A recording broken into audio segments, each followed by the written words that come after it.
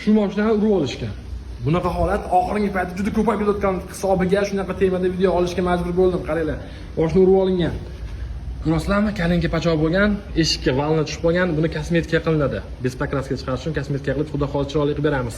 Endi DTP bo'lgandan keyin mashina urib olgan inson kelganlar, "Aka, bo'ldi, xavotir olmang, mashinangizni o'zimiz qilib beramiz" deyilgan. Shu gapga ishonib, mashinaning egasi ham erkak kishining lafziga ishondilar. 3-4 ustaxonaga borganimdan keyin, narx-navoni eshitgandan keyin urib olgan inson mashinangizni qilib bermayman. Sharoitim yo'q, nima qilsang qil degandek vaziyat gap gapirilgan. Nima qilsang qil deganiga gap gapirilgan.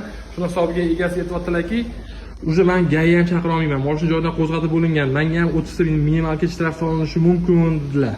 Endi yonimdan o'zim qildiryapman, jabrlanuvchiman dedilar.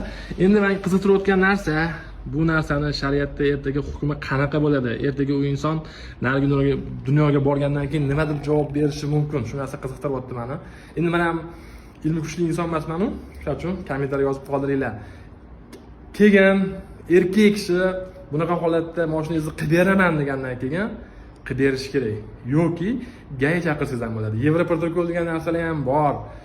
Обязательно bu narsa uchun shtrafnoga tiqilmaydi, baraka topkurlar. Iltimos, bunaqa holat juda ko'payib ketyapti. Qilib beraman degandan keyin erkak kishi lafzi bilan erkak deyiladi-yu. Shunaqa gap. Komment yozib qoldiringlar. Ertaga bu narsani hukmi qanaqa bo'ladi?